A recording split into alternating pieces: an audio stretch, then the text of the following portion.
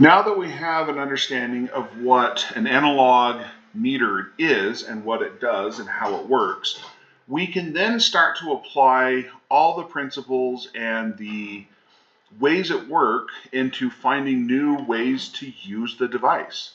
So a meter by itself can measure current depending on where the markings are.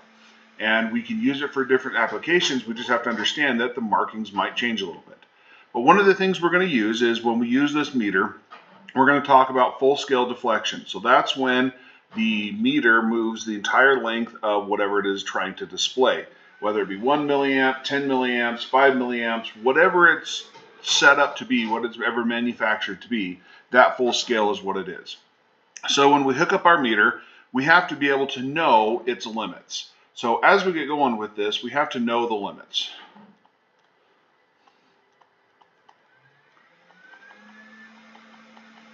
So what will happen is when we have our meter, we'll be sitting right here. So here is our rotator, here is our indicator arrow, and then we've got the whole scale that goes across, and we'll just say it goes from 0 to 1, and this will be measured in milliamps. So on the back of the meter, there's usually a couple of pins to connect to. So what we have to do is know the limits. We know that it is marked or manufactured to be at 1 milliamp for the meter. But what we have to do is do a test run. So we can take our voltmeter, which we usually trust, not our voltmeter. In this case, we're going to use it in current mode. So our DMM, we're going to connect it up into there. And then we're going to take this guy, and then we're going to run it into a DC power supply. Okay, so when we do that, we're going to connect it up and we're going to watch what the current of our DMM reads as we watch the full scale deflection. So we're going to sit there and connect it up. This meter will provide a little bit of resistance, so that way we can have a little bit of fine control. If we're finding out that as we adjust this power supply and this needle is just swinging or making huge checks, we can actually then come in later and we can put in a small resistor. You know, we could plug it in maybe like 220 ohms or something like that. Something small, it doesn't have to be huge.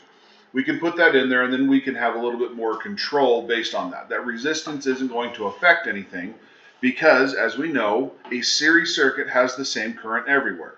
So the same current that's flowing through the DMM is the same current that's going to flow through the analog meter and the same current that's going to flow through the resistor. We're just going to slow it down a little bit. But then as we increase the voltage of our DC power supply, we can then increase the amount of current flowing through it.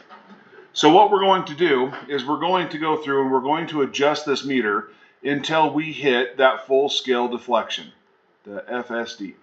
That full scale deflection is when this thing says, I am at 1 milliamp, whether it is or not. Then we're going to take the reading of our DMM to verify what we're actually getting. And a lot of times it's not exact anymore. The meter may have been damaged previously. It may have some defaults in it.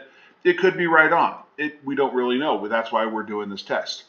So now that we get this test, we can find out that the full scale deflection of this meter, we'll measure it up, and we'll say this one is going to be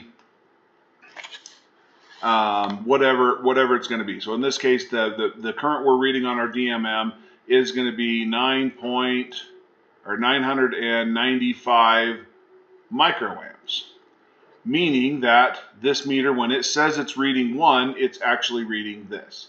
Now, when we're using these values, we want to be as exact as possible. Obviously, later on, 995 microamps is going to be close enough to the 1 milliamp.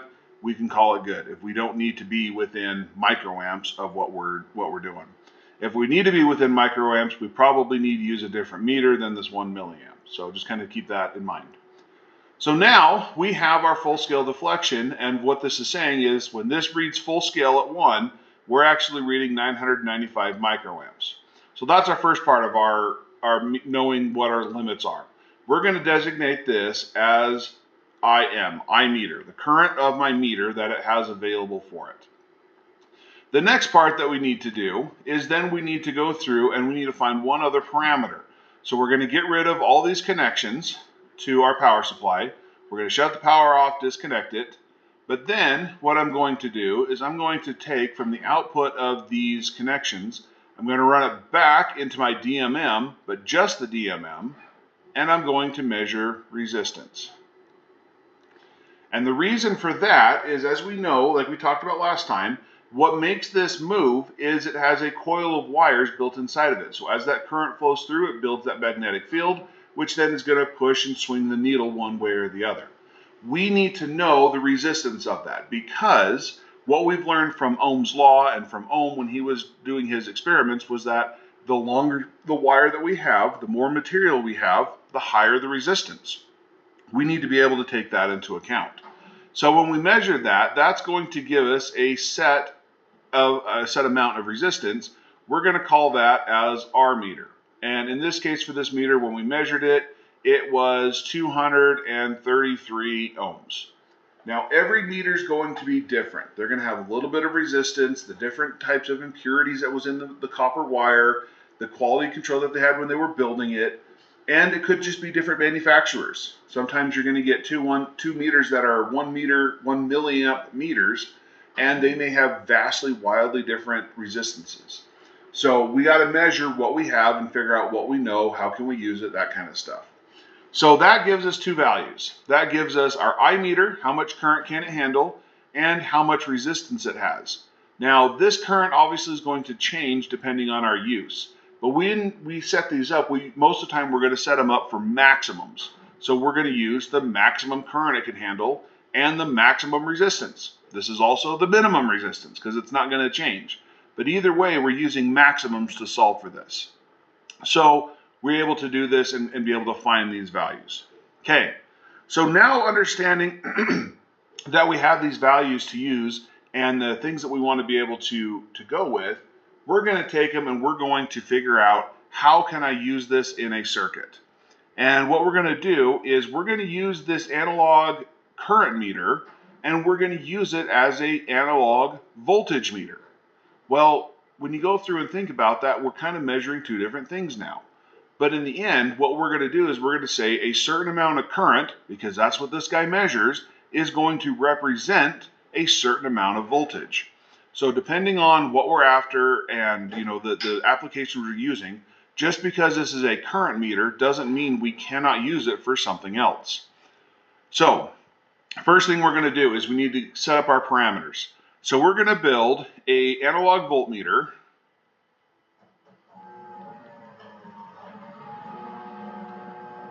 with 4 ranges. Now I pulled these ranges right off of the DMM that I have, so that way we can kind of make a facsimile of the DMM that you're using. So we're going to be using the ranges of 200 millivolts, 2 volts, 20 volts, and 200 volts. Now on our DMM, those values that are printed on the dial give us maximum ranges we can go. So when we're in this first position, we can measure up to 200 millivolts. In the next position, we can measure up to 2 volts, and so on and so forth as we go through it. So as we get going with that, we're going to start off with a little bit of a hint to kind of figure out how this is going to be built and how this is going to work. So first thing we're going to have is I'm going to draw you the circuit that we will use. So the first thing we're going to start off with is we're going to have our analog meter. One side of that analog meter is then going to connect down to a probe. So just like with our DMM, we've got a black and a red. We'll just say this one is the black probe. Okay? And then coming off the other side of our DMM, of the analog meter, we're going to have a series of resistors. So 1, 2, 3, and 4. And we're going to label them as R1, R2, R3, and R4. 4, not 9. Okay, and then coming off of these between R1 and R2, we're going to create a point. We're going to label this point A. We're going to do a point right here labeled at point B. We're going to do a connection point here labeled point C, and a connection point here labeled D. Now, again, these are just arbitrary. It doesn't matter what they're called. just so that we have an idea of what we're using. Down here, before we connect anything else, we're going to have our red probe. So we've got the red probe. That is then going to connect up to a switch. So our selector switch, just like we have on our DMM, that we can point to the different ranges. So the first thing I'm going to do, I'm going to point it into position 1 at slot A, or at point A, not slot A, at point A. So now this is set up to be able to measure my first range, because I'm in the first connection point, first point of my rotary switch. I have other connection points that I could connect into. Here's B, there's one over here for C, and there's one over here for D. And then A is going to come down and connect into that. So what will happen is, as we flip the switch, as we rotate it, this switch will then move to the different positions. So our first one that we're going to look at is figure out what's going on in our circuit. So first thing we know is in switch position A, I'm going to have 200 milliamps, or 200 millivolts is what I want. So in position A, my voltage max is equal to 200 millivolts.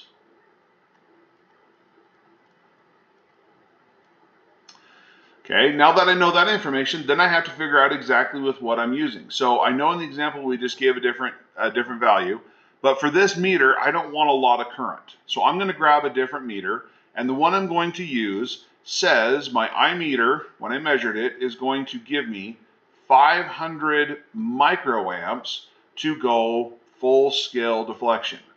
Now we're going to pretend that this is also a 500 microamp meter, and it measured right on. I also went and measured the resistance of that meter, and it came out to be 325 ohms. So now that I have my basics, I know what my meter can do, I know what the limitations are, I know the limits of what I'm after. So now I've got to look at what is going on. Where do I start with this to design and build this meter?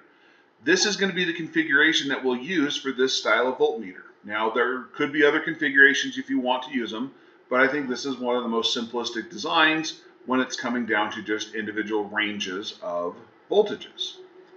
So now, as I'm looking at this, I have to kind of figure out, where do I start? Well, I have to determine what's going to have an impact on my circuit. What is relevant in this design? So when I can go through, I can look. Okay, well, I know my meter is going to be relevant. That's kind of the whole idea. One side of the meter is connected to the probe. The other side of the meter is connected to R1. Okay, R1 is connected to point A, which is connected to my red probe. Okay, that's going to be important. R2 is connected to A on one side, but it's also connected to B, and which it's not connected to anything else. I have R3, which is connected to B and R2, and then which is not connected to anything. And then R3 is connected to point C and R4, and C is not connected to anything. R4 is connected to C and that connection point, and R3, and then the other side of it is connected to D. So if we look at this point, look at this circuit, we can determine that by design, we have a situation set up here. Points B, C, and D have no connection point for this voltage that we're going to be measuring, and in this case, we're looking at 200 millivolts maximum. So I don't have any way for this current to flow. 200 millivolts is going to provide current. It's going to come in one direction, go around. So my current, just looking at this, going from my positive to my negative, is the current's going to come up and flow here through point A. Let's actually switch that into a different color. So my current is going to come up here through point A. And now it has a choice. It's going to go left or right. Well, if it goes left and cuts through R2, it comes and hits this point down here. It could come down and go down through point B, which doesn't connect it back to the negative part of where it wants to get to. So it can't go there. There's no way to jump. There's no connection line. So the current's not going to flow down through B. Okay, well, maybe it's going to go through R3. Well, it comes through R3, hits point C, and again, there's no point for it to return back to the negative part of the voltage. So then it's not going to go that direction. So then I go through R4, and again, same thing. I run into point D, which gives me no connection point. So which means that this current is not going to flow at all going through R2, 3, or 4 and intersecting with points D, C, and B. There's no path for it. It can't. So because of that, with no current path, it has to turn and go the corner through R1 through the meter and then back down to here, which then gets it back to the negative portion of its circuit. So in position A, R2, R3, and R4, so R2, R3, and R4 are all opens, which means no current. There is no possibility, there is no way, current cannot flow those directions because we didn't give it a path.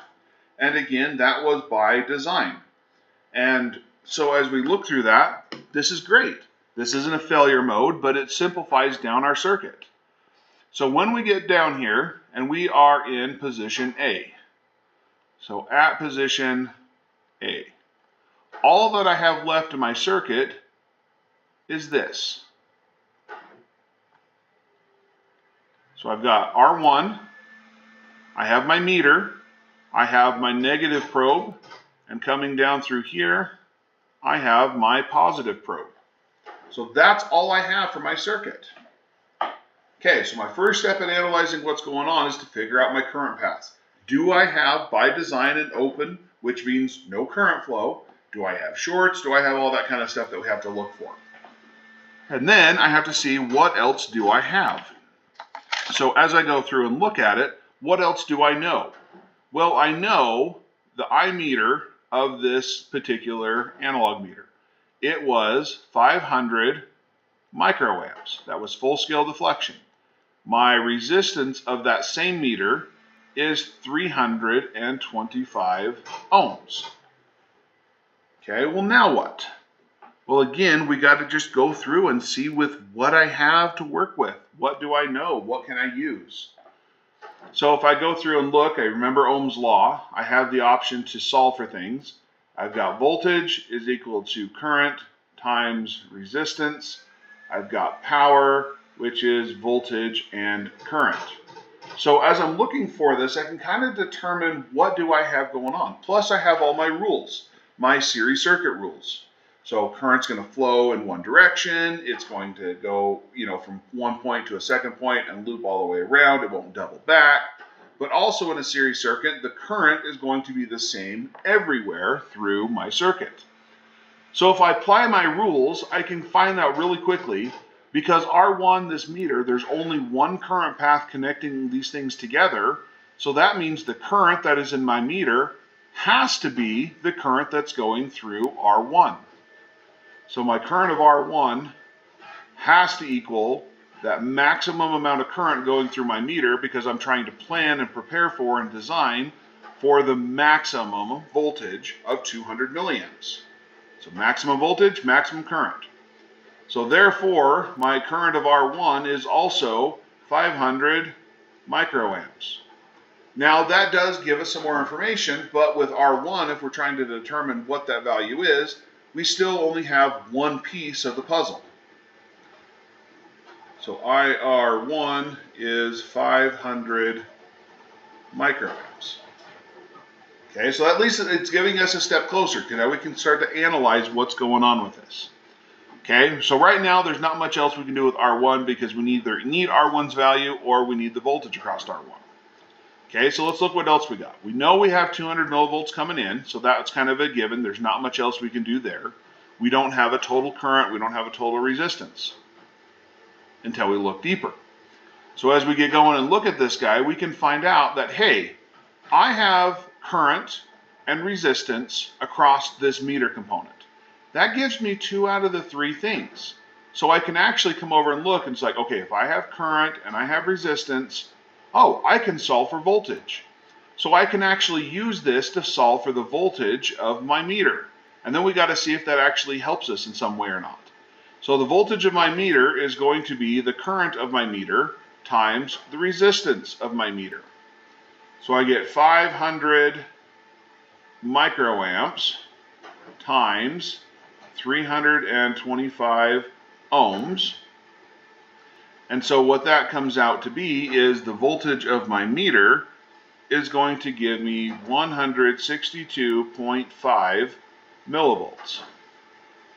Okay, now I've got that part, so basically I have everything with my meter done other than power, and right now I'm not really looking at the power. I've got really, really low currents, I'm not going to have to worry about it much. So as we go through and look, I then can kind of look to see where else can I go.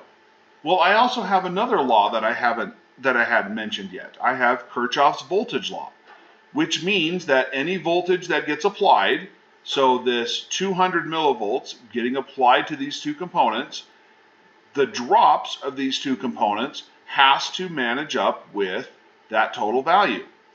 So then, if I know a voltage of my meter based on these conditions, I know how much voltage I have coming in, so that means I know what R1's voltage has to be, because my voltage coming in from point A, so VA in, has to equal the voltage drop across R1 and the voltage drop across the meter. So if I rearrange my equation, I have 200 millivolts coming in. I don't know what VR1 is yet, but I do know that whatever VR1 is added to my meter has to equal 200 millivolts. So I know that I've got the 162.5 millivolts there. So then using algebra, I can find out that I have 200 millivolts minus the 162.5 millivolts, and that gives me my voltage of R1 has to equal 37.5 millivolts.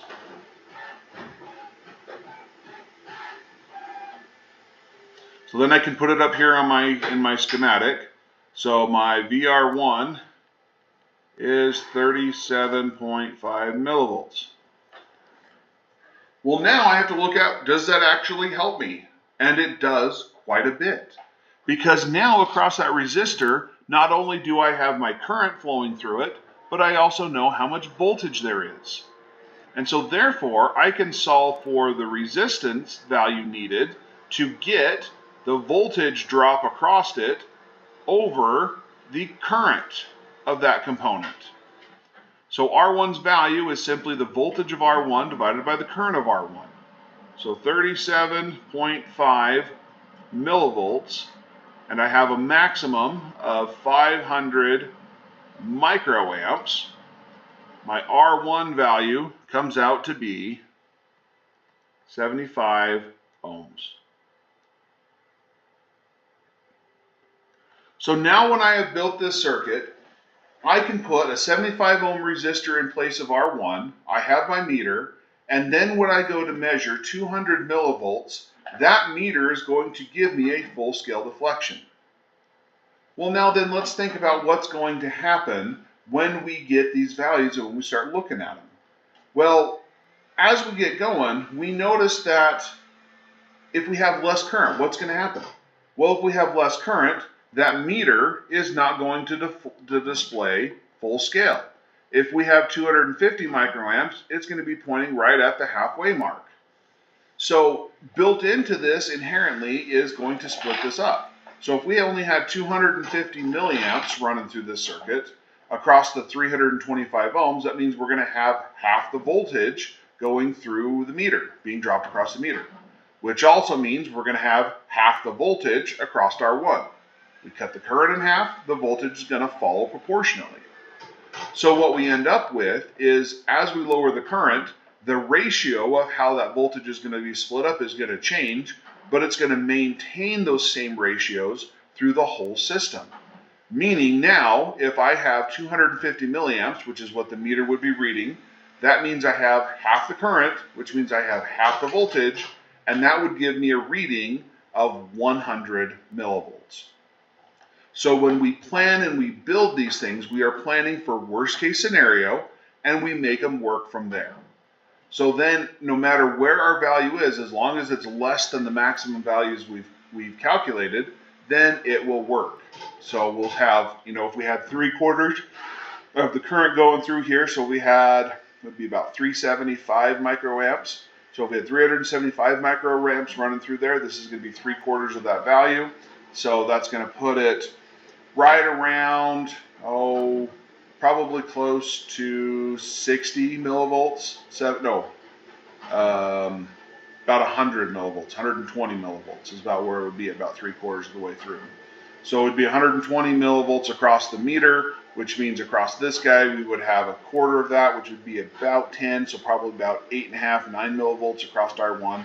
And we would only have a total input of 50 millivolts because those two have to add up.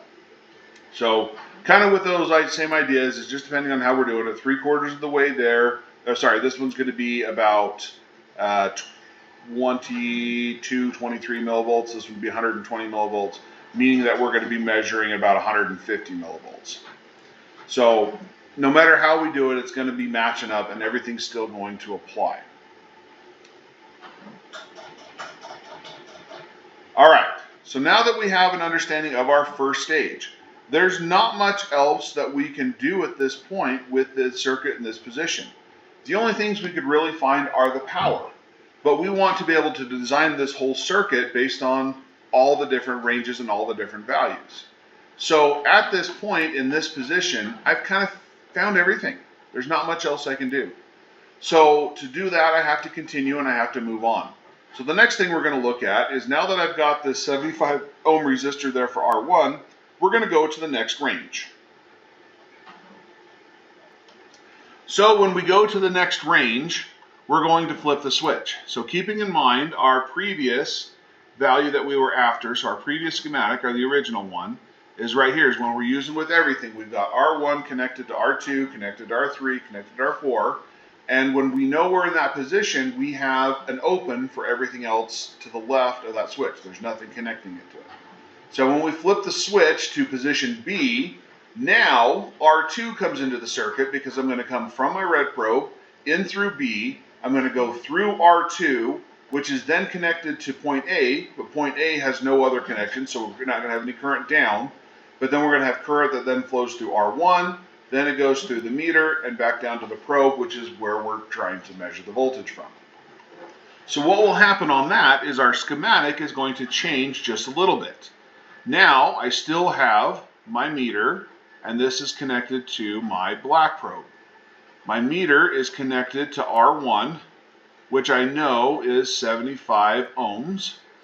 And then we have point A, but there's nothing connected to it, so we can just leave it alone.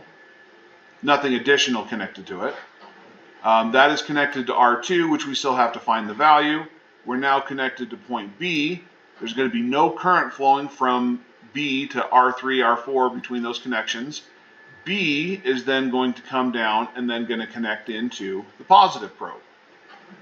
Also, when we connect into point B, we have changed our range. So now instead of measuring 200 milliamps, we want to be at millivolts, we want to measure 2 volts.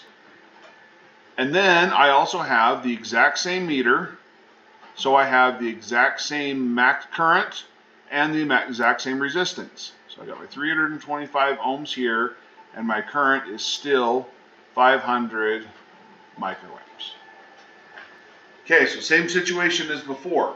Points C and D are open, which means there'll be no current flowing through them, so they'll have no voltage drop and anything like that. So then, as we go through, we're like, okay, now where do I start? Well, again, same process. What do I know? What am I trying to get to?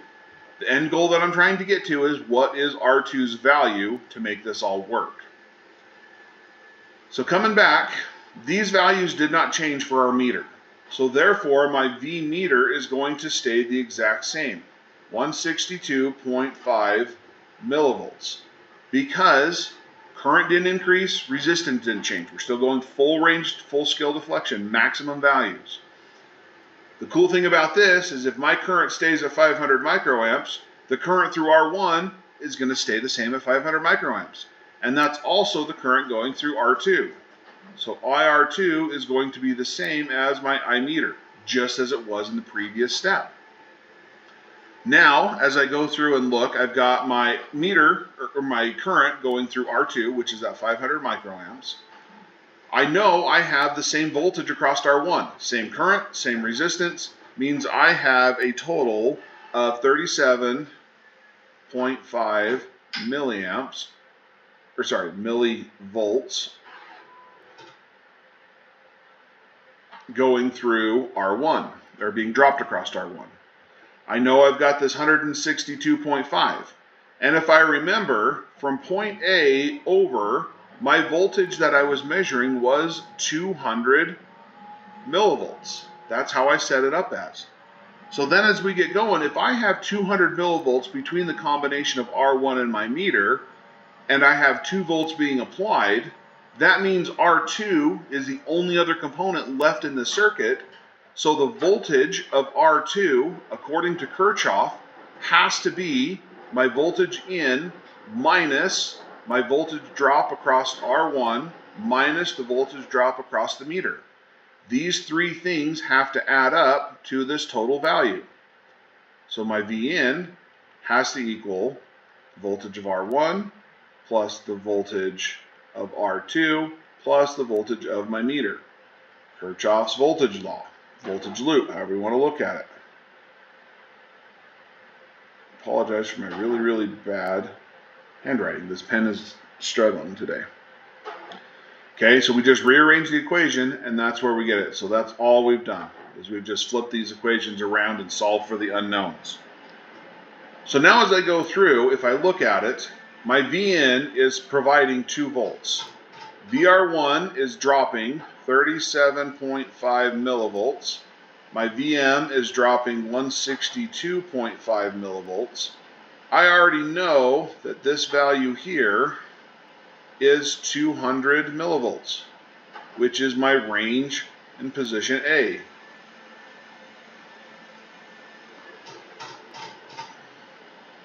So the voltage that has to drop across R2 is 1.8 volts.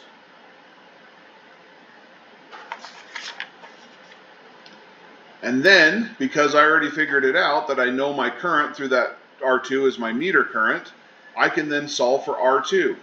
R2 is simply the voltage of R2 divided by the current going through R2. So I get 1.8 volts divided by my 500 microamps. When I do that calculation, I'm going to get a value of 3.6 kiloohms.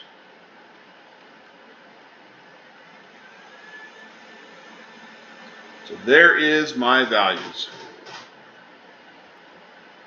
for R2. And again, same thing. If I drop the current, if I drop the voltage, that's going to drop the current.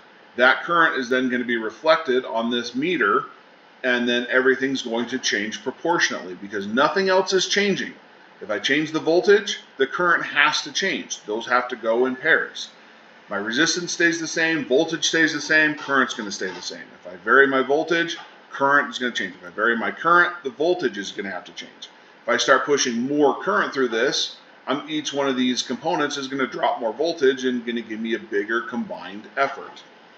So once we start actually analyzing what's going on with these types of circuits become very easy to do. And in the next video, we will pick up and we will work from switch position C, and we will solve for what the third range is, and we'll do position D, which is the fourth range.